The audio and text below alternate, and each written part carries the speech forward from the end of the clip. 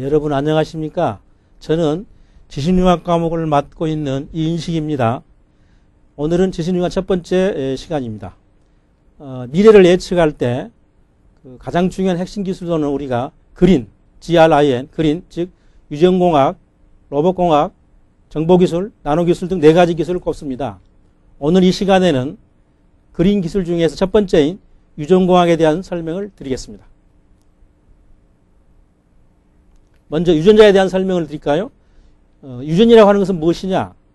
모든 생명체는 자식의 아비를 담죠. 그걸 바로 유전이라고 합니다. 유전이라고 하는 것은 어버이의 모양과 성질, 즉 형질이 자식에게 일정한 규칙성을 가지고 전달되는 현상을 말합니다. 유전자는 유전작용을 하는 물질입니다. 1944년에 유전자의 본체가 디옥시브로 헥산이라는 것이 발견됐습니다. DNA죠. 줄여서. 결국 DNA는 모든 생물의 유전자의 본체입니다. 박테리아건 사람이건 아메바건 유전자의 본체는 이 DNA인 것입니다. 그 DNA가 우리 유전의 모든 걸 결정하기 때문에 굉장히 복잡한 물자 같습니다만은 사실은 하나의 분자에 불과합니다. 단지 좀 분자가 커서 우리가 거대 분자라고 하지요. 그래서 그 DNA 조성을 보면은 구성원은 5개 됐습니다. 5개. 탄소, 산소, 질소, 인수소. 우리 주변에 많고 많은 그러한 원소로 되어 있는 것이죠. 화학 성분을 보면 단 3개로 되어 있습니다. 염기, 당, 인산. 이 3가지의 화합물을 이 DNA라고 할 수 있겠습니다. 그 DNA 중에서 가장 중요한 게 염기입니다. 염기는 4가지가 되어 있습니다. 아데닌 A, 구아닌 G, 티민 T, 시토신 C. 이렇게 4가지가 이 염기가 사실은 이 DNA를 모든 걸 구성하고 있는 그런 요소라고 할 수가 있겠어요. 이렇게 해서 DNA 조성이 이제 발견됩니다. 그러니까 DNA가 어떤 화학 물질인가가 이제 발견됐습니다. 그런데 그 DNA 구조, 이 구조가 이 발견이 안 돼 있었는데 1953년에 아주 젊은 과학자들인데 제임스 왓슨과 이 프란스 크릭이 이걸 발견했어요. 이건 정말로 역사적인 발견이 되겠습니다. 1953년에 이 DNA 구조가 발견됐는데 그 DNA 구조가 뭐냐면 이중나선. 이 그림에서 보시다시피 그 나선이 이중으로 2가지가 쭉 그림이 그려져 있죠. 그리고 사다리가 되어 있죠. 사다리꼴로. 그 사다리 끝에 있는 게 바로 뭐냐? 그게 바로 염기가 됐습니다. 그 염기들이 결합이 되어 있는데 상고적이다. 그러니까 짝이 있어요. 그러니까 A, 아데닌은 반드시 T, 티민하고만 결합을 하고 G, 구아닌은 반드시 C, 시토신만 결합합니다. 이 상보적인 꼭 이렇게 짝이 되어 있는 그런 상보적인 결합이 바로 염기쌍인 것입니다. 그 염기쌍, 이게 굉장히 중요한 거죠. 그래서 이 염기쌍이 바로 유전 정보입니다. 그러니까 DNA 분자 안에 있는 이 염기쌍, 이 배열, 이 염기의 배열, 이게 바로 유전 정보입니다. 그 유전 정보, 다시 말씀드리면 염기쌍을 우리가 이해할 수 있다면 유전이 되는 그 원리, 유전 정보를 이해할 수 있는 것이죠. 그래서 이 유전 암호를 이해하는 게 이제 유전 전공한 사람들 굉장히 중요한 숙제가 됐었어요. 1953년에 그걸 바로 분자 구조를 발견한 사람이 바로 이 제임스 왓슨과 이 프란스 크릭에 대해서 그때부터 생명 현상을 분자 수준에서 우리가 알 수 있다. 그렇게 돼서 나온 게 바로 이 분자 생물학입니다. 그러니까 분자 생물학은 생명의 현상을 분자 수준에서 설명하는 겁니다. 그 우리의 신성한 그 정말 복잡다단한 생명이 드디어 화학 분자의 수준에서 설명이 가능하게 됐기 때문에 1953년에 이중나선을 발견한 이 2 사람에게 노벨상이 수여된 것입니다.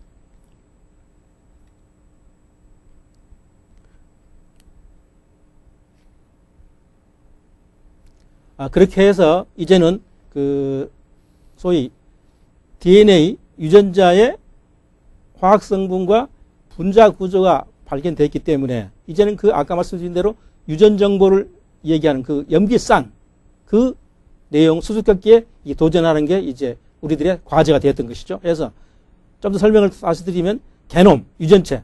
한 생물체가 지닌 모든 유전정보의 집합체를 우리 게놈이라고 합니다. 유전정보의 모든 집합체죠. 그 게놈을 밝혀내게 되면 각각 생명에 대한 그 생명의 비밀을 알 수 있을 텐데 우선 사람에 대해서 먼저 알아야겠죠. 해서 나온 게 인간 게놈 프로젝트입니다. 휴먼 게놈 프로젝트. 다시 말씀드리면 인간의 게놈, 우리 인류의 게놈, 생명 현상의 모든 것을 연구하는 프로젝트가 여러 국가에 의해서 일어난 것이죠. 그럼 그 인간의 개념이 어떻게 되느냐? 옆에 그림에 보시면 세포 밑에 염소체가 있죠. 염소체 밑에 그 하나하나가 염기쌍이 보일 겁니다. DNA가. 그렇게 해서 인간의 게놈은 이런 염소체가 23쌍. 그러니까 46개죠. 그 염소체 46개, 23쌍 안에 무려 30억 개의 염기쌍이 들어있습니다. 그 30억 개의 염기쌍을 하나하나를 다 위치와 배열을 알아보자 하는 것이 바로 인간개념 프로젝트입니다. 그래서 그 염기쌍의 위치와 성분을 다 알게 되면 뭐가 되겠죠? 유전자 지도가 됩니다. 그래서 인간 유전자 지도. 다시 말씀드리면 30억 쌍의 염기를 해독해서 어떤 유전자가 어느 염기배에 위치하는가를 보여주는 것. 그게 인간 유전자 지도죠. 그 인간 유전자 지도를 그리겠다고 나선 게 바로 인간개념 프로젝트죠. 여러분 다 아다시피. 그래서 인간 유전자 지도가 완성이 되면 곧바로 생명현상을 다 이해하게 되기 때문에 우리가 병이 드는 이유, 또 나이 드는 이유, 이런 것들을 알 수 있게 되는 건데, 그게 성공을 했죠. 그래서 그 역사를 좀 보면 1990년에 18개국이 2005년에 인간 유전기를 다 그리자. 그런 목표로 이 일을 시작했는데, 생각보다 빨리, 그러니까 한 5년 빠르죠. 2000년 6월에 인간개념 지도 초안이 나왔습니다. 그래서 그 당시에 유전자 90%를 해도했죠. 그 다음 2001년 2월에 99%. 그러니까 거의 다 뭐 완성이 됐다고 보면 되겠죠. 그래서 그때 유전자 수가 초기에는 한 10만 개로 우리가 생각을 했는데 2만 2천 개밖에 안 된다. 2만 개 정도밖에 안 된다는 그런 놀라운 결과가 나왔어요. 그리고 2000년 10월에 100%로 개념 지도가 다 됐는데 지금 우리가 뭐라고 얘기하냐면 인간 유전자 수는 약 2만 5천 개에서 3만 개까지가 아니겠느냐. 이렇게 지금 되어 있습니다. 그런데 이런 인간개념 프로젝트가 완성되면서 한 가지 또 어떤 재미는 있으냐면 우리 모든 사람들이 다 다르죠. 그런데 흑인과 백인이 색깔이 다르고 어떤 사람 키가 크고 작고 이렇게 개인 하나하나가 모든 게 다른 건 이유가 뭐냐. 그게 바로 염기 배열이 다른 겁니다. 뭐 그러겠죠. 인간 염기 배열이라는 게 유전자 정보를 얘기하는 거니까. 그래서 단염기 다형성. 한 염기에 여러 가지 형태에 따라서 영어로 SNP인데 발음은 스니프랍니다. 그래서 염기 하나하나의 변형체, 스니프입니다. 이 스니프를 알게 되면 어떻게 되겠습니까? 그 개개인 하나하나의 이런 정보를 알게 되기 때문에 어떤 병에 잘 걸리고 언제 어떻게 되고 수명이 이런 걸 미리서 알 수 있기 때문에 곧바로 그 개개인에 의해서 맞춤약을 개발할 수 있다. 그렇게 되어 있습니다. 결국 인간개념 프로젝트의 궁극적인 목표는 뭐냐면 우리 개개인의 건강을 지키는 것인데 결국 스니프, 개개인의 유전자 지도를 발견하게 되면 맞춤약, 개인별로 전부 다 특정한 약을 개발할 수 있는 그런 시대가 온다는 것이 인간개념 프로젝트의 궁극적인 목표인데 여러분 아다시피 거의 이제 그 실현이 얼마 안 남은 그런 상태로 가고 있습니다. 그 다음에 중요한 게, 그러니까 우리 생명의 본체는 아까 그 말씀드린 대로 유전자죠. 근데 생명 현상, 우리가 이렇게 몸이 형성되어 있죠. 그 형성된 게 바로 단백질입니다. 그 단백질이 가장 중요한 이유가 생명의 현상, 즉, 몸의 형질을 형성하는 거죠. 근데 그 단백질이 역시 단 20개의 아미노산으로 구성되어 있어요. 근데 종류는 여러 가지입니다. 예컨대 구조 단백질, 콜라겐이나 악틴 같이 우리 몸의 형태를 형성해주는 구조 단백질, 그 다음에 수송 단백질, 혈액 안에서 산소를 공급하는 헤모그로빈 같은 수송 단백질, 그 다음에 방어 단백질, 우리가 질병에 이겨내잖아요. 병균 천엽에도 이겨내요. 이렇게 항체, 그 다음에 촉매 단백질, 화학 반응이 잘 일어날 수 있게끔 몸 안에서 해주는 그런 효소, 이렇게 크게 이 네 가지 단백질이 우리 몸 안에서 우리 생명을 유지해주고 있는 것입니다. 근데 그럼 그게 어떻게 유전자에서 단백질로 가느냐? 그럼 유전자가 기능을 발휘해서 단백질이 형성돼서 사람이 형성되는 건데 그걸 뭐라 하냐면 중심명제, 이 센트럴 도그마라고 합니다. 이 옆에 표시를 보시면 DNA에서 mRNA로 가가지고 단백질로 가는 그 그림이 나와 있죠. 유전정보가 흘러가는데 유전자에서 단백질로 유전정보가 흘러가는 게 3단계로 흘러가죠. 그래서 중간에 있는 걸 전사, 이 번역이라고 합니다. 그걸 설명을 좀 다시 드릴게요. 중심명제가 뭐냐면 DNA 유전정보로부터 단백질이 만들어지는 과정입니다. 유전정보가 어떤 형태로 지시를 해서 우리 몸이 형성되는 거죠. 그래서 키도 큰 사람이 있고 머리도 좋은 사람이 있고 이렇게 개개인별로 달라지죠. 이런 걸 형성하는 게 그 설명의 중심명제인데요. 3단계다. 그래서 표를 보시면 DNA 합성, 즉 복사입니다. 그 다음에 mRNA, 이 메신저 RNA에서 전령 RNA라고 하는데 전령 리보핵산 이게 합성이 되고 그 다음에 그 mRNA에 의해서 단백질 합성되는 번역입니다. 좀 더 설명을 다시 드리면 DNA 합성은 뭐냐? 부모의 세포로부터 유전 정보가 자손세포로 전달되려면 복제가 돼야죠. 그 과정이 우리가 DNA 합성이라고 합니다. 그런데 단백질은 세포 밖에 있는 어떤 공장에서 만들어져요. 그 공장 이름이 뭐냐면 리보솜입니다. 그래서 핵 밖에 있는, 세포 핵 밖에 있는 단백질 제조 공장으로 리보솜으로 그 정보를 전달해줘요. 유전 정보를 전달할 필요가 있죠. 그렇게 전달해주는 그 심부름꾼, 메신저, 그게 바로 mRNA입니다. 그래서 핵 안에 DNA 연기 배열을 복사해서 핵 밖에 리보솜으로 전달해주는 물질, 이게 바로 mRNA인데 그 mRNA를 만들어야겠죠. 그래서 DNA 연기 배열로부터 mRNA를 합성하는 그게 바로 이 전사입니다. 영어로 트랜스크립션이라고 하는데요. 그러면 부모의 단백질을 복사해서 그걸 갖고 갈 수 있는 mRNA를 만들었죠. 그러면 이제 그게 갖고 가서 공장에 가서 만들면 되는 거죠. 그게 바로 이 단백질 합성입니다. 그래서 mRNA 연기 배열에 의해서 단백질은 아미노산 되니까 아미노산이 어떻게 배열될 것인가를 결정하는 것. 그게 바로 마지막 단계가 되겠는데요. 좀 더 설명을 드리면 유전정보, 즉 DNA 연기 배열을 해독해서 그것의 뜻이 뭐냐면 아미노산에 수미기로 되어 있는 그걸 어떻게 배열해라. 다 사람마다 다르니까 그 아미노산, 단백질, 아미노산의 배열 순서를 알아먹기 쉽게 공장에서 리보솜 공장에서 알아먹기 쉽게 번역해가지고 그 리보솜 단백질 제조 공장에서 단백질을 만드는 것. 그걸 우리가 번역이라고 합니다. 결국 이렇게 유전자에서 단백질로 이렇게 유전 정보가 흘러가는 과정을 우리가 중심 명제라고 한다는 것이죠. 그래서 지금처럼 유전자의 그 어떤 본질과 구조가 이제 이해가 됐고, 그 다음에 그 유전자의 유전 정보에 의해서 단백질이 만들어지는 과정을 알게 됐죠. 다시 말하면 생명의 본체인 DNA와 생명의 현상인 단백질을 우리가 알게 됐어요. 그렇게 해서 이제 1953년 이후로 많은 과학자들은 그 유전자를 우리가 의도하는 대로 어떻게 조작할 수 있겠는가, 그 연구에 들어갔어요. 그래서 유전자를 가공한다는 뜻인데, 유전자를 가공하려면 자르고 붙여야겠죠. 유전자를 잘라요. 이렇게 절단을 시켜요. 그래서 DNA 가위로 갑니다. 그래서 제한 효소를 발견했는데 그 제한 효소가 DNA를 특정 부분을 이렇게 원하는 대로 조각을 내줍니다. 그러면 그 떼낸 유전자를 또 합쳐야죠. DNA를 붙이는 풀이 있어야겠죠. 알겠죠. 그 DNA 풀을 우리가 DNA 연결 효소라고 합니다. 그렇게 해서 유전자를 가공, 잘랐다, 붙였다, 잘랐다, 이런 가공하는 기술이 이제 우리 손에 들어왔어요. 그러면 유전자를 어떻게 할 거죠?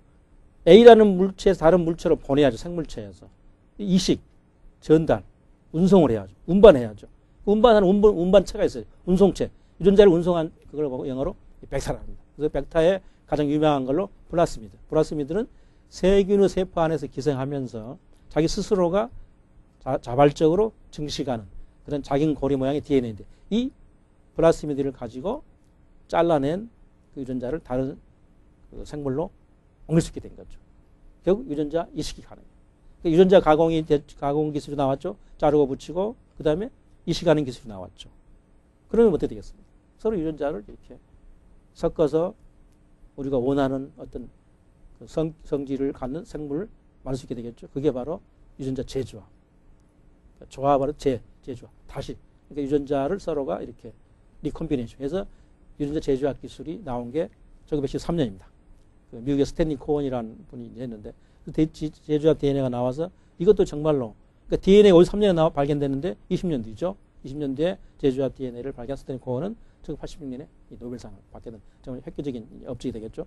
다시 말씀드리면 이 자연에서 서로가 교잡이 안 되니까 그러니까 서로 섞이지 않는, 그러니까 혈연적으로 생물하고 섞이지 않는 그런 두 종류 생물, 전혀 다른 생물들의 DNA 조각을 잘라가지고 다시 붙이고 그렇게 해서 재조합을 해서 이 세상에 없는, 그러니까 자연이 없는, 지구상에 존재하지 않는 새로운 생명을 창조하는 정말로 역사적인 일이 일어난 거죠. 그러니까 생명을 그동안 자연에서만 생명이 창조됐는데 드디어 사람에 의해서 이 생명이 창조될 수 있는 그런 가능성이 열린 게 바로 1913년에 유전자 재조합 기술입니다. 이렇게 되다 보니까 이제 유전자를 가공도 하죠. 이식도 하죠. 재조합도 하죠. 그러니까 결국 유전자를 공학적으로 만지고 붙이고 떼고 할 수 있는 그런 기술이 나와서 그걸 보고 우리가 유전공학이다. 제네틱 엔지니어링이라고 합니다. 이 유전공학이 바로 나옴으로 해서 정말 새로운 과학 세계가 열리고 인류 문명에 정말 획기적인 일이 생겨죠. 즉 다시 설명드리면 유전자 재조합을 중심으로 하는 유전자 조작, 유전자를 떼고 붙여 그런 기술을 우리가 일괄해서 유전공학이라고 우리가 하는 것입니다. 그다음 또 하나 이제 유전공학과 조금 우리가 한꺼번에 사용하면서 약간 혼란 느낀 게 이 생명공학이었습니다. 이 바이오테크놀로지.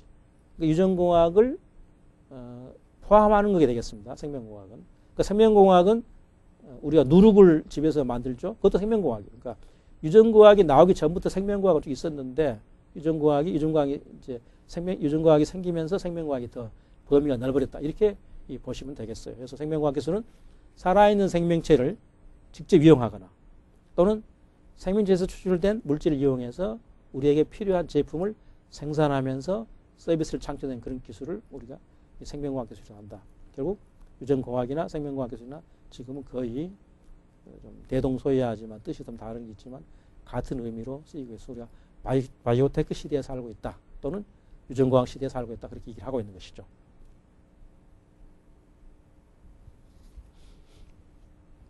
그러면 이제 좀 더 유전공학이 어떻게 현재 발전하고 있는가를 좀 조목조목 설명을 드릴게요.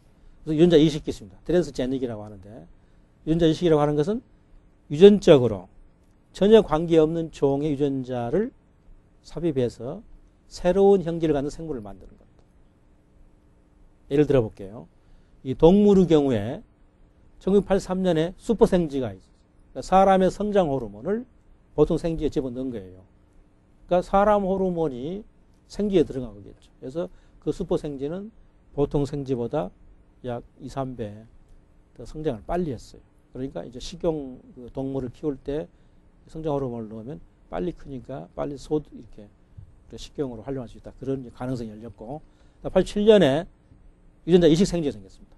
이게 무슨 얘기냐면 그 생쥐에다가 사람이 필요한 단백질을 생산할 수 있게끔 그런 호르몬을 넣어줬어요. 그러니까 유전자 이식 생쥐에서 생쥐가 젖을 분비하는데 그 젖 속에 우리 사람에게 필요한 단백질이 나오는 겁니다. 그건 뭐가 되겠어요? 결국에 4발 달린 제약 공장이다. 결국 동물이 우리 인간에게 보탬이 되는 약을 만드는 그런 공장으로 바뀌었습니다. 그래서 양, 염소, 소, 돼지 이렇게 여러 가지 동물들에게 우리 사람에게 필요한 단백질을 내는 호르몬을 넣어서 이제 동물의 젖에서 우리가 필요한 걸 얻을 수 있는 그렇게 된 거죠. 그 다음에 96년에는 유전자식 진드기를 만들었어요. 그러니까 그 미국 같은 나라에서 거미 진드기라는 게 굉장히 이제 농부들을 괴롭혔는데 그걸 죽이기 위해서 유전자 이식을 해서 진드기를 좀 이렇게 특성을 바꿔가지고 그 진드기가 다니면서 거미 진드기를 다 박멸시키도록 그렇게 하는 데까지 와 있습니다. 그러면 지금까지 동물의 몇 가지 사례고 식물의 경우를 한번 볼까요? 1986년에 이 개똥별 유전자를 담배에 집어넣었어요. 그러니까 담배 식물인데 개똥별은 동물이죠. 곤충이죠. 그걸 집어넣었어요. 왜 그랬겠어요? 그 개똥별 유전자를 넣으면 혹시 담배가 어떤 병이 걸리거나 또 물이 모자라거나 할 때 가뭄 그럴 때 그 담배에서 개똥별 유전자가 들어있기 때문에 불을 반짝반짝 불을 이렇게 표시를 해요. 그러면 농부들이 보고 담배에 어떤 위험 신호가 왔다는 거죠. 그걸 알 수 있게 된 겁니다. 그 다음에 1996년에 이게 굉장히 중요한 거죠. 유전자 변형 농산물. 이거 사회적 문제도 됐었는데 농산물을 유전자를 넣어서 여러 형태로 농산물의 그 성격을 바꾸는 겁니다. 그래서 콩과 옥수수가 있는데 이건 나중에 좀 더 자세히 설명을 드리죠. 그리고 2008년에 이건 정말 중요한 사건이 생겼습니다. 유전자 변형 파란 장미가 나왔어요. 이 사진을 보시면 이게 일본에서 이제 일본 산토리사가 개발한 파란 장미인데 이 파란 장미를 영어로 뭐냐면 브루로즈죠. 이 브루로즈 사진을 찾아보세요. 그 뭐냐면 있을 수 없는 일, 불가능한 일이라는 걸 표현하는 영어 단어가 브루로즈인데 결국 푸른 장미가 있을 수 없다는 거죠. 그런데 그거를 인간의 힘으로 유전자 이식 기술로 드디어 만들어낸 것입니다. 이렇게 유전공학은 정말 못할 게 없을 정도로 여러 가지로 지금 여러 가지 정말 듣도 보도 못한 생물들을 만들고 있습니다. 그러다 보니까 나온 말이 이 제2의 창세기라 이런 좀 정말 신의 경지에 도전하는 그런 용어가 생겼어요. 그래서 어떤 게 앞으로 예상이 되나? 2020년 정도가 되면 이런 게 나올 것 같습니다. 잔디밭에서 레몬 향기가 나요. 집안의 잔디에서. 그 다음에 제라늄에서 장미 향기가 나고. 그 다음에 난초가 발광해요. 발광한 게 이렇게 빛을 발해요. 그리고 난초가 굉장히 그 집에서 이렇게 재배하기가 어려운 그 까다로운 식물인데 물을 잘 줘야죠. 근데 그 물 관계로 해서 난초가 물이 모자랄 때라든가 너무 많을 때 이렇게 빛을 낸다는 거죠. 그 다음에 울타리의 나무들이 너무 크면 다 잘라주고 귀찮은 일이 생기는데 스스로가 우리가 원하는 높이만큼 스스로가 성장을 조절하는 그런 나무가 나오는 겁니다. 그 다음에 넙치 유전자 이식 토마토. 넙치는 추운 데 사는데 추운 데 가서는 토마토를 죽으니까 재배를 못하죠. 그런데 넙치 유전자를 가진 토마토는 추운 데다가 심어도 죽지 않고 토마토 열매를 맺게 되기 때문에 우리의 그 농사짓는 범위가 확대되는 거죠. 그런 것도 나오고. 그렇게 해서 2020년이 되면 사람과 동물과 식물 또는 박테리아까지 사이에 생물학적 경계가 붕괴됩니다. 이런 유전자 이식으로 유전자를 우리가 원하는 대로 주고받게 되는 거. 이래서 이런 세상을 우리 제2의 창세기라고 얘기를 하는 것이죠.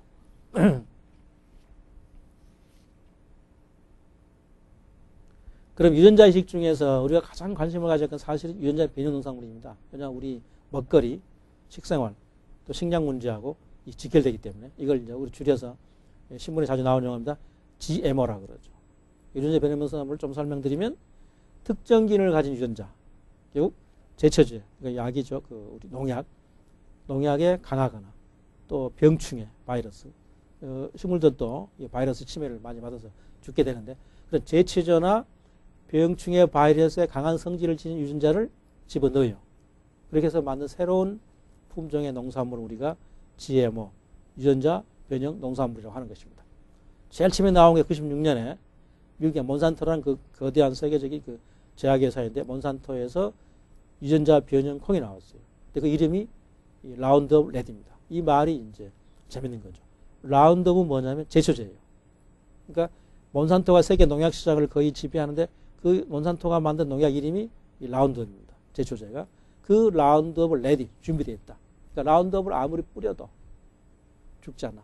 그러니까 라운드업 제초제를 뿌리면 그전에는 콩도 같이 죽어버렸는데 이제는 라운드업을 뿌리면 독초, 잡초는 죽을지 몰라도 이 유전자 변형 콩은 안 죽게 되기 때문에 이 라운드업 레드라는 그런 이름을 붙인 콩이 나왔고 그리고 같은 해 스위스에서 노바티스라는 회사에서 유전자 변형 옥수수를 했어요. 이 옥수수는 병충해 바이러스에 아주 강한 유전자를 갖게 됐습니다. 결국에 이 유전자 변형 콩이나 유전자 변형 옥수수나 병충해나 제초제에 강하기 때문에 식량 생산이 쉽고 해서 식량 양을 많이 낼 수 있기 때문에 굉장히 중요한 것 같죠. 근데 그 다음에 이제 문제 생깁니다. 나중에 설명드리고. 어쨌든 그리고 우리나라에서도 1999년 농촌진흥청에서 여러 가지 유전자 변형 식물을 이제 농산물을 개발했습니다. 그런데 제초제에 강한 벼, 우리나라에서 역시 벼가 이제 가장 중요한 농작물입니다. 그 다음에 질병의 저항성이 높은 고추, 그다음 병충해에 강한 양배추, 그리고 노화 방지하는 오메가3인가요? 노화 방지 지방산이 들어가 있는 들깨. 이런 것들을 우리 지방 농촌진흥청에서도 이제 만들었어요. 이렇게 유전자 변형 농산물이 나오면 참 좋을 것 같죠. 왜냐하면 우선 농사가 짓기 쉽고 또 수확량이 많아지면 우리 지구가 아직도 이 식량난이 많은데 그런데 그렇지 않다라고 일부 사회 이제 운동가들하고 이 환경 운동가들이 문제를 제기한 게 바로 유전자 오염입니다. 그러니까 유전자 변형 농산물에 의해서 생기는 자연 재해 또는 환경 재해, 환경 피해 이런 것을 통과해서 유전자 오염입니다. 환경 오염의 일종이 되겠는데 그런 이제 그런 어떤 운동이 일어났어요. 어떻게 얘기되느냐? 유전자 오염을 주장하는 사람들은 무슨 얘기냐면 유전자 변형 농산물에다가 농약, 독한 농약을 잘 견뎌내고 그런 이제 콩이나 이런 걸 만들었는데 그것들을 우리가 인간이 먹었을 때, 사람이 먹었을 때 혹시 인체에 해롭지 않겠느냐? 뭐 이런 그렇게 문제를 제기할 수 있겠죠. 그 다음에 또 그것들이 이제 잘 생각해 보세요.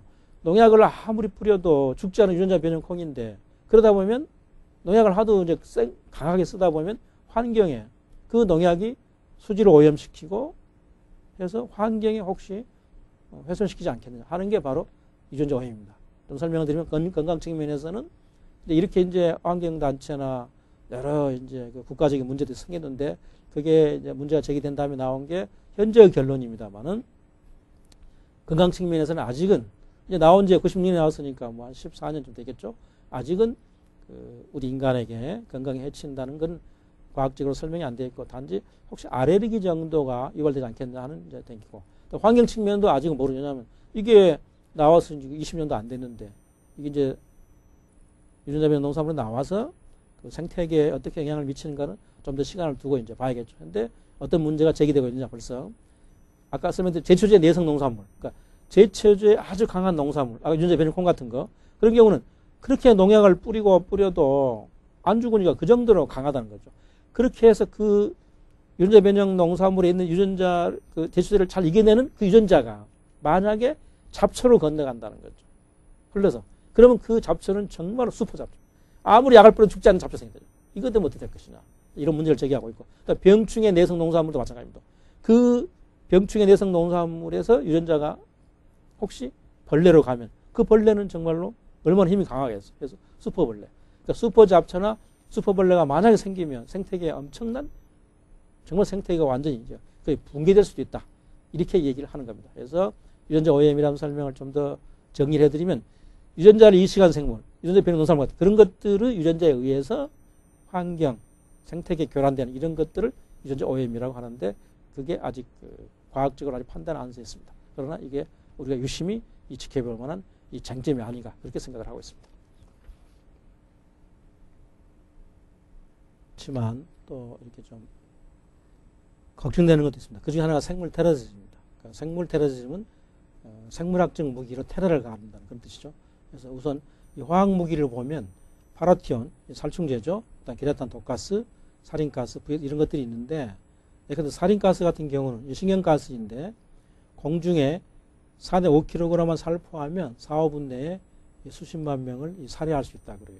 그래서 1995년에 일본의 그 옴진지교라는 그 종교단체가 지하철에 살포해가지고 큰일 날 뻔했었죠. 이제 그런 게 이제 화학무기인데 그 화학무기보다 훨씬 더 이 파괴력이 강한 게 바로 이 생물무기입니다. 그래서 미국 질병예방센터 CDC에서 국가 안보에 위협을 줄 만한 6가지 병균을 이렇게 선정했어요. 그래서 탄저병, 이 보툴리누스, 베스트, 전염두, 툴라레미아, 또 VHF, 바이러스 응출혈 이렇게 6가지가 있는데 이 중에서 가장 일반인들이 관심 갖는 게 바로 이 탄저균입니다. 이 탄저균이 만든 이 포자, 홀씨를 흡입하면 이 감염이 돼서 열도 나고 기침도 나고 또 출혈도 하게 돼서 24시간 내에 36시간 내에 곧바로 사람이 죽게 됩니다. 그래서 그 사람을 살사하는 능력이 얼마나 유력적이냐면 탄저균 100kg을 대도시 밤하늘에 살포를 하면 비행기를 타고 저공비행을 하면서 살포하면 100만, 300만 명을 이렇게 살상할 수 있다고. 이렇게 무서운 게 이 생물 무기입니다. 그래서 생물 무기는 원자폭탄만큼 이렇게 살상력이 뛰어나는데 누구나 만들 수 있어요. 그래서 가난한 나라도 생물학적인 지식만 조금 있어요. 그래서 결국 이 생물 무기를 뭐라고 하냐면 가난한 사람들의 원자폭탄이라고 합니다. 가난한 나라의 원자폭탄. 그래서 세균전, 생물 무기로 세균전도 하게 되고 사보타주 또는 요인 암살했습니다. 특히 9.11 그 뉴욕시의 그 테러 이후에 이 공포감 조성에 바로 이겁니다. 그 당시에 하얀 봉투가 우편물로 많이 배달되는데 혹시 그것이 하얀 가루가 탄저균이 아닌가 해서 미국 시민들이 완전히 미국 사회가 이 공포에 한 빠진 적이 있습니다. 결국 이렇게 생명공학을 좋은 쪽으로 쓰지 않고 사람을 이렇게 살상하는 무기로 혹시 개발하는 것 그런 것들을 우리가 생명공학의 불명예라고 이 표현을 하고 있습니다. 또 이 생물 무기가 사람만한테 피해를 주는 것도 아니에요. 이 농산물 파괴하는 게 있어요. 그러니까 농산물을 많이 생산하는 나라에서 상대방의 그러니까 이 농산물 생산을 줄이면 자기들 농산물 가격을 높이 받을 수 있기 때문에 그렇게 할 수도 있다는 그런 가정을 하고 있습니다. 그래서 흑수병, 깐부기병이나 녹병에 일으키는 그런 병균을 생명공학으로 만들어가지고 미국 같은 나라, 브라질, 중국, 인들이 거대한 그 농토에다 뿌릴 경우에 절멸하게 되죠. 그러면 정말 이거는 그 나라의 문제뿐이 아니라 우리 인류 전체에 문제가 된다는 의미에서 이 생물 테러리즘은 우리가 정말 경계해야 할 사항인데 불행히도 이 조금만 이 생명과학 지식이 있으면 싼 값에 누구나 말 수 있기 때문에 이건 우리 인류를 위협하는 하나의 어떤 위험 요소로 좀 상존하고 있는 것입니다. 그다음에 유전자 치료는 뭐냐? 유전자 아까 인간 유전자 치료를 만들었던 건 바로 뭐냐면 우리가 질병으로부터 해방되자는 거죠. 바로 그게 유전자 치료입니다. 다시 말씀드리면 질병이 생긴 유전자 이상으로 생기는 겁니다. 그러니까 유전자가 잘못돼 생긴 질병을 고치기 위해서 그 세포 안에다가 정상 유전자를 집어넣어서 그 잘못된 유전자를 바꿔치기 하는 거. 그걸 우리가 이제 유전자 치료를 합니다. 1990년에 미국 국립보건연구소 최초로 이걸 실시해서 그때 치료받은 그 여자아이가 지금도 잘 살아있죠.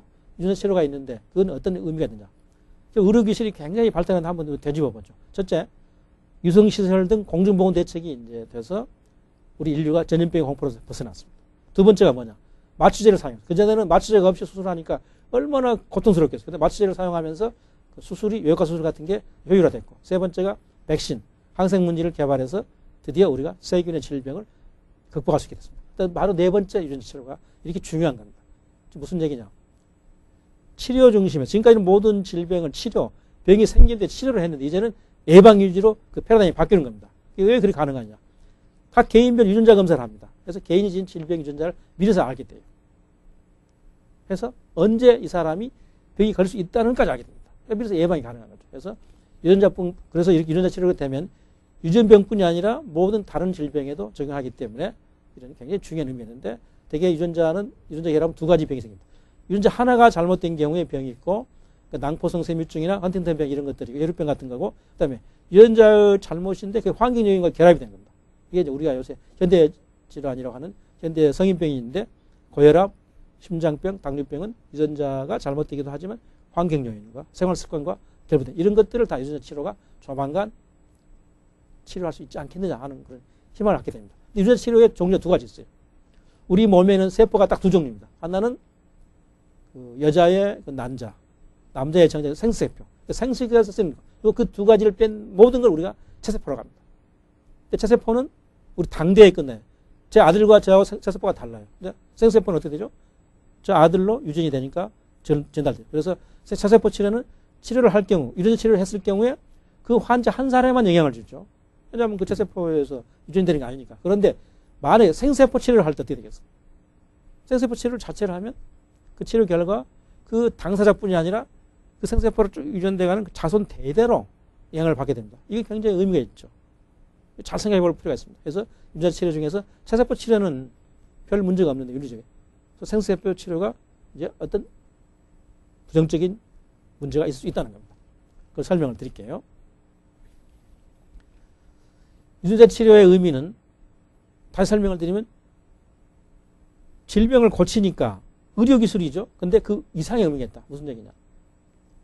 질병만 고칠 게 아니라 그러니까 잘못된 유전자만 고칠 게 아니라 정상적인 유전자도 고쳐서 더 좋게 하고 싶다는 거죠. 그게 인간의 욕심이니까. 그래서 질병치료 이해의 목적 유전자를 제공할 수 있다는 거죠. 그렇게 되면 정상적인 사람의 형질을 개량하기 위해서 유전자 조성을 바꾸는 거죠. 그러니까 현재 병도 안 나 있는 사람인데 조금 더 뭐 키가 크고 싶다, 머리가 좋아가고 싶다 이렇게 여러 가지 좋은 쪽 유전자를 넣고 싶은 거죠. 그렇게 해서 유전자 치료가 또 하나의 의미가 있는데 그 바로 해당이 되는 게 뭐냐면 생세포 치료입니다. 생세포 치료가 뭐라고 했죠? 아까 남자의 정자, 여자가 낳은 생식작용을 하는 그 세포의 조성을 바꾸는 겁니다. 그러면 그 자손 대대로 그 바뀐 더 좋게 개선된 그런 게 이렇게 쭉 흘러내려가겠죠. 그래서 생세포 치료가 무슨 얘기냐면 질병 유전자 치료에 머물지 않고 지능, 머리 좋은 거, 외모 잘생긴 거, 또 건강한 거 이런 거를 개량하는 유전자를 보강하게 되는 거죠. 이건 정말 놀라운 일이죠. 그러면 아들, 손자 쭉 대대로 자기 집안 대대로 아주 머리가 좋고 잘생기고 운동 잘하는 그런 자손이 생기게 되는 겁니다. 근데 그게 언제 가능하느냐? 2020년경 되면 소위 설계, 이거 디자인하는 거죠. 설계. 어떻게 머리가 좋고 잘생기고 이렇게 설계대로 만든 주문형 딱딱 이렇게 주문된 대로 그 아기가 나올 수 있다. 그걸 바로 우리가 맞춤 아기, 영어로 디자이너 베이비, 설계된 아기라죠. 그게 나오는 거예요. 그럼 어떤 사회가 오겠습니까? 우생학 사회, 우생학하면 떠오르는 게 있죠. 히틀러 같은 사람들이 있었죠. 우리 아리아 민족 위대하다 해서 유대인을 죽였듯이 이렇게 훌륭한 인종이고 안 훌륭한, 그러니까 훌륭한 사람, 열성 이렇게 인간을 능력으로 구별하는 그런 우생학 사회. 그래서 유전자가 좋은 쪽으로 보강된 슈퍼인간, 정말 머리 좋고 똑똑한 슈퍼인간이 나오고 돈이 없어 그래 못한 사람은 그냥 보통 우리 그런 사람 자연인간으로 사회가 둘로 쫙 갈라진다는 거예요. 그렇게 되면 히틀러식에 또 그대로 많은 일이 있었습니다만 사람의 능력을 개조하려는 우상학의 망령이 이 사회를 지배하게 되면 결국에 정말로 참혹한 사회가 올 수도 있다는 것입니다. 그래서 거기에 대해서 뭐라는 얘기는 이 벨트스필 대지라는 얘기를 해요. 그 미국에 있는 어떤 그 벨트스필은 도시 이름입니다. 그 벨트스필이라는 도시에서 미국의 그 농무부에서 어떤 실험을 했냐면 돼지에게 사람의 성장 호르몬 유전자를 집어넣었어요. 그러니까 다시 말하면 그 돼지를 빨리 키워보려고. 돼지가 빨리 자라면 식용으로 좋잖아요. 그랬는데 성장 호르몬 넣었으니까 성장 속도는 빨라지고 체중은 늘어났어요. 그러나 지방분이 감소했어요. 돼지의 제일 중요한 지방분인데. 그리고 절름발이 나타나. 절름발이 돼지.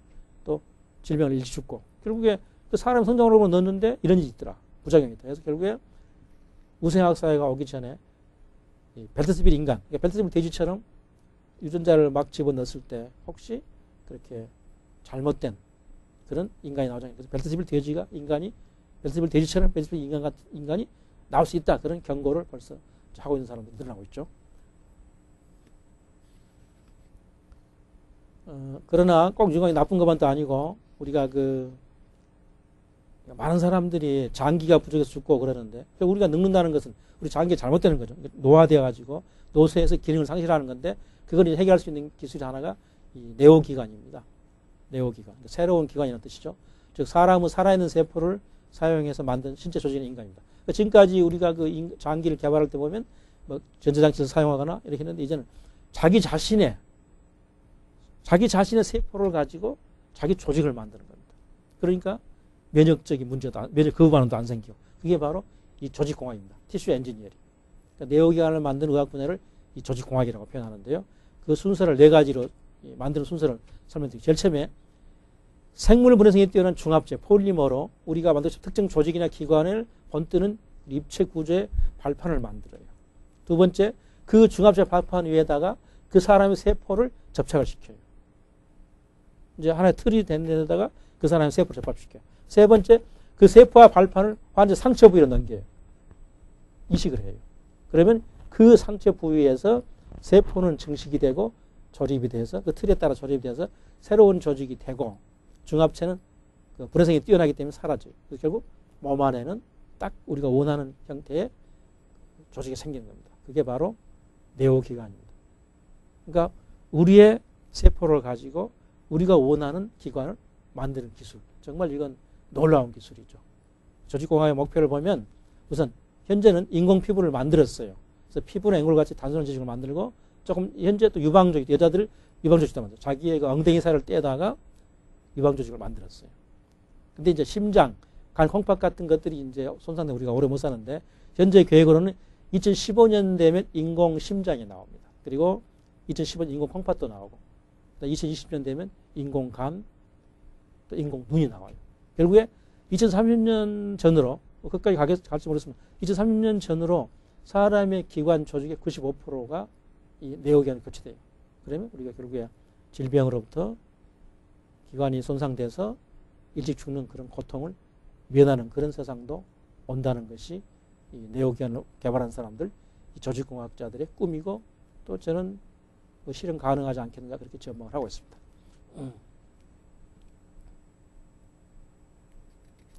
그 다음에 이제 관심사가 또 복제인간이죠. 이건 뭐 생명공학, 유전공학 하신 분들한테 좀 최대의 관심사인데 그게 이제 복제인간 얘기 나온 게 뭐냐면 바로 이 복제양 돌리죠.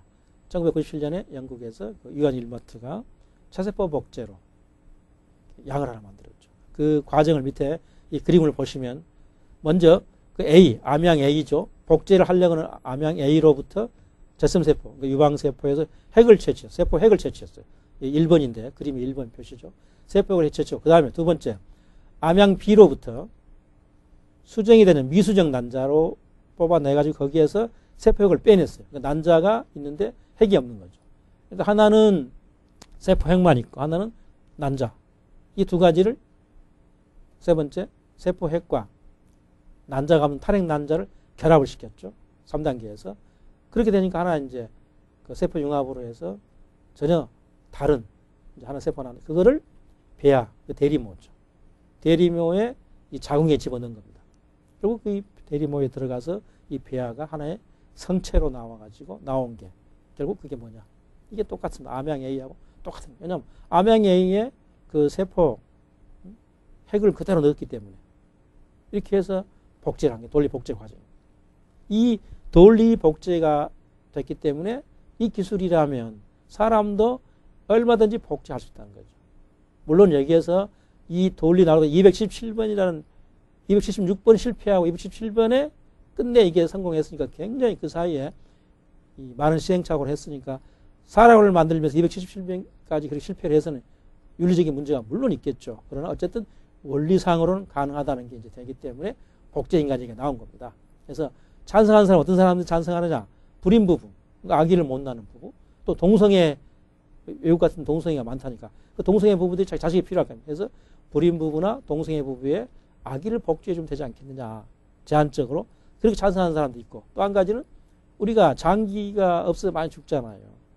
또 장기 노령화로 죽으니까 그 장기 노쇠화되고 죽는 걸 해결하기 위해서 그 개인이 그러니까 제가 제 인간을 복제해서 그 복제된 제 그 인간으로부터 제가 장기를 뽑아다가 제가 쓰면 되지 않겠냐. 이런 식의 이제 얘기를 하는 사람들이 찬성을 하는데 물론 반대가 많죠. 왜냐 인간은 전염성이 인간이 어떻게 공장에서 붉은찍들이 만드느냐. 그래서 이제 그렇게 찬반 논쟁이 한때 이제 시끄러웠죠. 그런데 그 크로네이드라고 그 라엘리아 무브먼트라고 좀 특이한 종교단체 있어요. 이 사람들은 그 교주가 하는 말씀이 자기는 비행기표를 타고 하늘에서 내려왔던 사람인데 좀 그 특이한 그 라엘리아 무브먼트에서 만들어서 크로네이드에서 인간 복제를 하겠다고 한참 이렇게 선언했는데 아직은 나오지 않았는지 모르겠어요.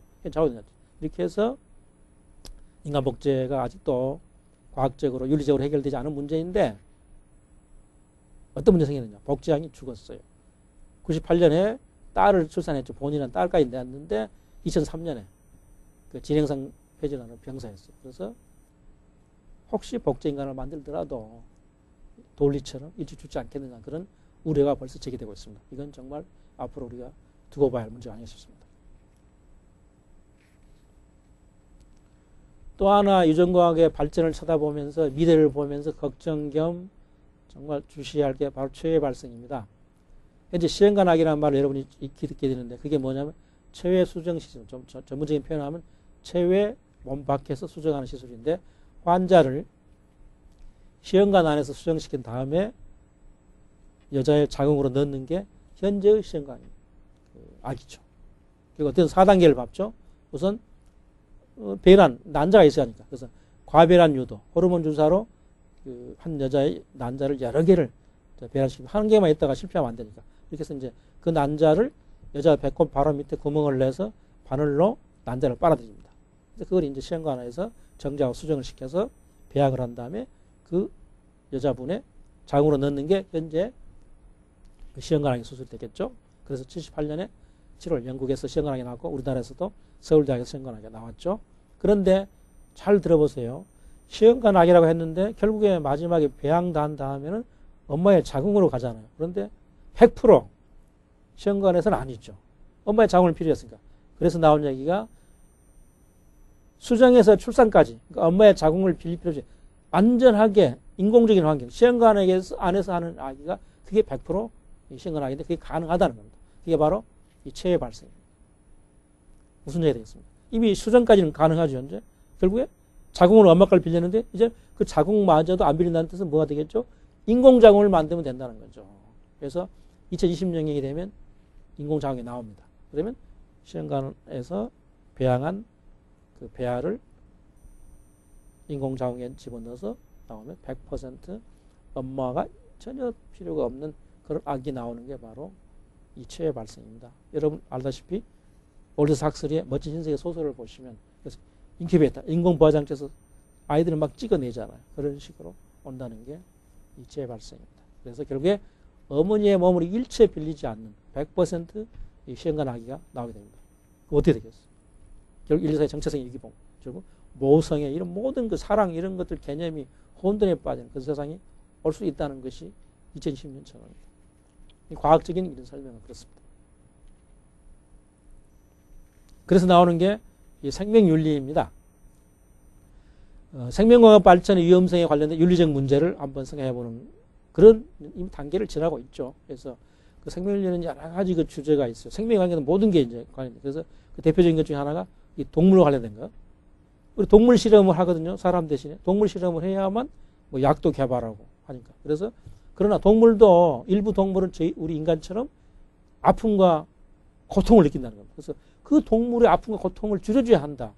동물도 권한이 있다 하는 게 동물권의 운동입니다. 그래서 동물 실험을 할 때 아예 안 할 수는 없으니까 우선 초기에 세 가지 원칙이 나왔어요. 59년이니까 한 50년 전에 영국에서 나왔는데 세 가지 3R, R자생. 첫째, 리프레스먼트. 동물 실험을 대신할 방법을 찾아보자. 그건 뭐 온당한 말씀이었습니다. 두 번째, 동물 실험을 줄이자. 리덕션. 횟수를 줄여라. 세 번째, 동물의 고통을 줄이는 방법을 찾아라. 리파이먼트. 이게 3R에서 그 동물 실험의 세 가지 원칙이 제시된 게 1959년입니다. 그렇게 해서 흘러왔는데 여전히 동물의 고통 줄이는 걸 불가피했기 때문에 여러 이제 운동도 일어났는데 그러다가 98년 11월에 영국에서 드디어 화장품 회사에서 세계 최초로 동물 실험 포기했다는 선언을 했어요. 그래서 앞으로는 동물 실험으로 개발된 약이나 화장품은 불매 운동이 세계적으로 일어날 경우를 상상할 수 있습니다. 그러면 결국 약을 못 팔아먹게 되니까 우리나라도 마찬가지로 모든 이제 제약회사나 관련된 사람들이 동물 실험 대신 다른 방법으로 연구를 해야 하지 않겠느냐는 게 생명윤리의 하나의 이제 주제, 문제의식입니다. 그 다음에 사랑과 관련된 윤리가 더 많죠. 아까 뭐 복제인간, 뭐 체외발사 많았는데 가장 중요한 것이 유전자 검사입니다. 유전자 검사를 해서 우리 유전자 검사를 하면 우리 10년, 20년을 다 할 수 있잖아요. 그렇게 해서 혹시 보험회사 같은데 또 기업체에서 채용을 할 때 불이익을 줄 수 있어요. 이 사람은 10년 뒤에 뭐 폐에 걸릴 가능성이 있다 그러면 채용 않고 이렇게 해서 유전자 검사가 굉장히 사실 문제가 될 수 있다는 것이고 우선 당장은 뱃속에 태아를 유전자 검사를 해서 결함이 있을 때 그거를 낙태를 할 수 있지 않겠나 이런 문제가 이제 기다리고 있는 겁니다. 미리서 알기 때문에 그 유전자를 하면서 그 하나 한 사람의 10년, 20년 뒤에 그 질병의 소인까지 알게 되기 때문에 이럴 수 있다는 것이 이제 생명윤리의 장점이 되어 있고 그렇게 해서 나온 게 LC입니다. ELSI, Ethical, Legal, Social. 그러니까 법률적, 그러니까 윤리적, 법률적, 사회적 함의. 그러니까 생명과학 연구의 그 의미를 이 세 가지 측면에서 검토하자. 이게 이제 아까 인간개념 프로젝트를 시작할 때 1990년에 이미 미국에서 이걸 같이 연구비를 주고 연구 시작했어요. 그래서 개념 연구의 윤리적 지침이라든가 이걸 정하고 유전 정보를 서로 보호해야죠. 유전 정보 굉장히 중요한데 누구나 그걸 갖다 보게 되면 저희 제에서는 다 할 수 있잖아요. 그러니까 유전 정보를 어떻게 보호할까 이런 걸 연구하는 게 LC인데 그 LC가 2001년 한국에서도 시작이 돼서 뒤늦게나마 참 다행스럽게 생각을 합니다. 이제 이렇게 생명공학이 이제 발전하면서 또 하나의 문제가 바로 본성대 양육 문제입니다. 2001년 2월에 인간개놈 프로젝트가 중간 발표를 했을 때 사람의 그 유전자가 22,000개 정도밖에 안 된다. 이렇게 나왔어요. 현재는 25,000개 이상으로 보는데 아주 충격적이었죠. 왜냐하면 우리 인간은 고등동물이고 이 만물의 영장이라 10만 개로 봤거든요. 유전자를. 근데 초파리가 13,600개고 예쁜 고마스 찌는 그 미생물이 19,500개. 우리하고 크게 차이가 안 나거든요. 이거 아주 인간의 전험성이나 인간의 유신이 이게 땅에 떨어진 거 아니냐. 이기서 나온 게 바로 이 본성대 양육 논쟁입니다. 본성이란 건 뭐냐? 선천론. 우리 인간의 행동이 유전자에 의해서 결정된다는 거죠. 근데 한편 반대로 무슨 소리냐? 환경, 양육과 관계된다. 그래서 이 본성과 양육 이 두 토론, 이 다툼이 우리 인류 역사에 굉장히 오래 끌어왔고 이게 사회 정책에 반영되고 해서 정말 불행한 일도 많았고 이게 굉장히 중요해요. 왜냐하면 사람 자체를 볼 때 타고났느냐? 아니다. 기르기 나름이다. 이게 굉장히 중요한 그 관점의 차이거든요. 그래서 그 본성의 양육 논쟁이 잠잠하다가 터졌어요. 왜냐? 유전자 수가 사람 유전자 수가 곤충하고 별 차이도 없지 않느냐. 이제 이거 생각을 다시 해야 할 거 아니에요. 그래서 나온 게 이제 있는데 벌써 번성대 양육 논쟁의 초창기 철학자들이 주도했습니다. 그래서 영국 경험지 철학 존 노크가 빈서판이라는 말을 만들었어요. 이거 빈서판이 굉장히 중요한 용어인데, 그러니까 빈 종이, 다시 말씀드리 인간의 마음은 태어날 때 아무것도 담겨 있지 않은 흰 종이라는 거죠. 빈 슬레이트, 빈 서판. 그래서 그 내용에다 살아가면서 경험에 취해진다. 결국 본성은 없다는 거죠. 양육이 전부다. 이렇게 이제 주장해서 빈 서판을 경험 철학자 했는데, 그러니까 당연히 반대가 나오죠. 그래서 프랑스의 장자크 루소라든가 임마누엘 칸트 같은 분은 무슨 소리냐. 인간은 본성을 타고난다. 이렇게 이제 논쟁이 오고 가다 그 와중에 하나가 프랜시스 걸턴이죠. 이 사람은 그 찰스 다윈의 삼촌인데 굉장히 이제 이게 좀 문제를 많이 일으킨 그런 이론을 내신 분인데, 그 사람이 만든 용어가 본성과 양육 용어라는 처음으로 용어를 1970년에 만들어냈어요. 그래서 유전 결정론, 타고난다. 아니면 환결정론 논쟁이 그때부터 아주 본격적인 이제 철학자와 과학자의 논쟁이 시작됐습니다. 그 대표적인 게 뭐냐면 공산주의 나치. 이 공산주의 나치는 정말로 우리 인류의 이 불행을 가져나는 사상인데, 공산주의 경우는 뭐죠? 사람은 환경이 중요하다. 그러니까 태어난 게 뭐가 중요하다. 결국 그 사회를 제대로 개혁해야 한다. 이게 공산주의거든. 공산주의 이상사회를 꿈꾸었으니까. 그래서 그 양육을 주장했고. 또 한쪽 극단적인 경우는 나치즘. 히틀러는 뭐냐면 무슨 말씀이냐. 유대인은 형편없다. 타고난 게 안 좋은 종자다. 자기 아리안족은 위대하다 해서 본성을 주장해서 생물의 결정론, 결국 본성을 장려. 이렇게 극단적인 경우죠. 양육을 극단적으로 강조한 공산주의도 인류에게 굉장히 피해를 많이 입혔고, 또 본성을 정말 주장하고 타고난 그 어떤 인간의 그 타고난 특성을 강조한 나치즘은 얼마나 많은 수천만 명의 유대인을 죽였죠. 이 두 가지가 이 본성 대 양육이 굉장히 중요한 개념입니다. 그것이 이제 유전과학이 발달하면서 자꾸 이제 다시 거론되는 건데, 그래서 유대인 대량 학살로 본성을 주장해서 싹 숨을 죽였어요. 왜냐하면 본성을 주장한 히틀러가 살아마시고, 그래서 다시 힘을 쓴 게 환경 결정입니다. 무슨 말씀이냐? 환경이 중요하다. 근데 또 그것도 어디에 주냐면 또 공산주의가 득세를 했기 때문에 이렇게 해서 1990년대에 가서는 본성 쪽이 다시 우세했습니다. 그러니까 본성 대 양육이 왔다 갔다 하는 건 시대 상황에 따라서. 그래서 90년대에 이제 본성 쪽이 우세했는데 그게 무슨 얘기냐면 1992년에 진화 심리학이라는 학문이 생겼어요. 그래서 본능이 중요하다는 거다. 타고나는 게 중요하다. 본성이 중요하다. 또 인간개념 프로젝트가 생물학적으로 우리 유전자를 다 이렇게 조사하다 보니까 당연히 타고난 게 중요하다고 얘기를 하지 않겠습니까? 그래서 그랬는데 아까 말씀드린 대로 인간 유전자 수가 2만 개를 조금 넘을 밖에 안 된다고 하니까 이제는 무슨 본성이 중요하지 않겠구나. 왜냐하면 우리 유전자나 곤충이나 엇비슷 한다고 했으니까, 미생물이나. 그래서 나온 게 양육을 강조하는, 환경을 강조하는. 그렇게 해서 본성 양육 논쟁이 지금도 계속 탁구공 왔다 갔다 하듯이 일어나고 있는데 우리가 관심 가지고 봐야 합니다. 근데 이제 결론은 이런 겁니다. 일반적인 결론은. 유전과 환경에 따라서, 그러니까 본성과 양육에 따라서 사람 행동에 미치는 영향을 따지는 일은 이런 표현이 있어요. 멀리서 들려오는 북소리가 북에 의한 것인지 아니면 그 북을 치는 연주에 의한 것인지를 분석하는 것처럼, 우리가 모르잖아요. 북소리를 들을 때 북소리도 되고 연주자 소리도 되고 이렇게 그 구태여 따질 필요가 없듯이 부질없는 일이다. 결국 다시 말씀드리면 본성도 옳고 양육도 옳고 두 가지, 사람이 태어날 때도 중요하고 교육도 사회화도 중요하다, 이런 쪽으로 현재 흘러가고 있다고 보면 되겠습니다. 그래서 우리가 이제 유전과학, 생명과학의 발전을 보는데 저희들의 이 과목 이름이 뭐죠? 지식융합이죠. 그래서 생명공학이 다른 것과 어떻게 융합되는가 몇 가지 사례를 설명을 드리겠습니다. 그 중에 하나가 바이오 칩입니다. 얼른 떠오르겠죠. 바이오는 생명공학이고 칩은 전자공학이죠. 그래서 결국 바이오 칩은 DNA나 단백질 같은 생체 분자를 반드시 소자체로 집적시키는, 그리고 생명공학과 전자공학이 서로 힘을 합친 기술이 바이오 제휴하고 융합한 게 바로 이 바이오 칩입니다. 바이오 칩에는 DNA 칩, 단백질 칩, 레버넌 칩 세 가지가 크겠습니다. DNA 칩은 뭐냐면 DNA의 염기별이 아까 상보성이었죠. 그 두 가지 서로가 짝을 다른 것도 결합 안 한다고. 그 상보성을 이용해서 유전 정보를 분석하는 그런 소자입니다. 즉 DNA 한쪽 사슬의 염기별이 결정되면 자동적으로 딴 쪽을 알 수 있겠죠. 상보성이 했으니까. 그렇게 해서 우리 자신의 한 사람 한 사람 유전자를 체크하는 거, 확인하는 그게 이제 DNA 칩입니다. 그래서 컴퓨터 칩을 만들 때와 다른 점은 뭐냐? 공정은 똑같은데 컴퓨터 칩에는 전자소자, 칩이 반도체가 들어있죠. 그러나 DNA 칩에는 유전자가 들어있습니다. 우리 유전자. 특정 유전자 안쪽 DNA가 들어가 있어요. 사슬이 두 개죠? 이중다섯이니까. 하나가 들어가야 되는 겁니다. 그래서 어떻게 사용하냐? 사용 방법을 보시면 먼저 우리 피에, 우리 몸에서, 혈액에서 DNA 견본을 추출해가지고 사슬이 두 개 하나를 쪼개는 겁니다. 그래서 한쪽 사슬만 잘라내가지고 그때 형광물질, 표시 잘 보이게 빛을 내게 형광물질을 표시를 해요. 그래서 그거를 DNA 칩으로 보냅니다. 제 거라고 합시다. 보내면 그 DNA 조각의 연기 배열이 칩의 연기 배열과 서로 결합해서 두 가닥이 형성돼요.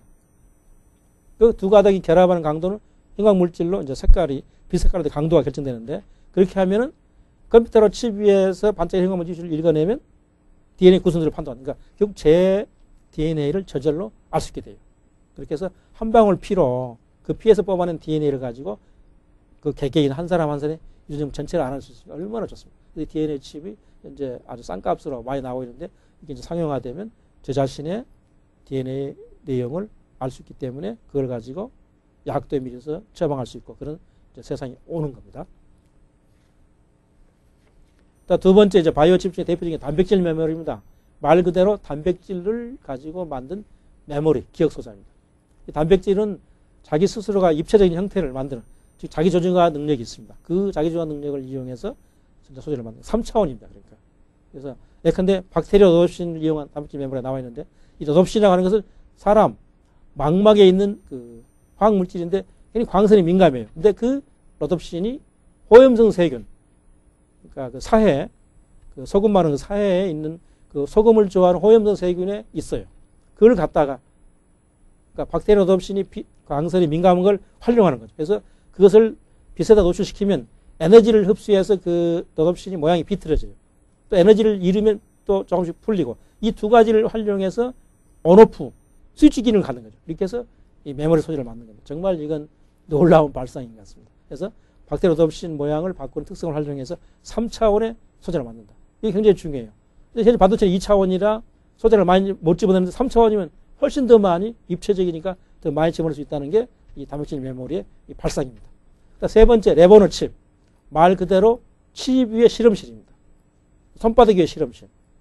크기는 엄지손가락만 해요. 거기에다가 질병 검사에 필요한 모든 여러 장치를 다 집어넣는 거예요.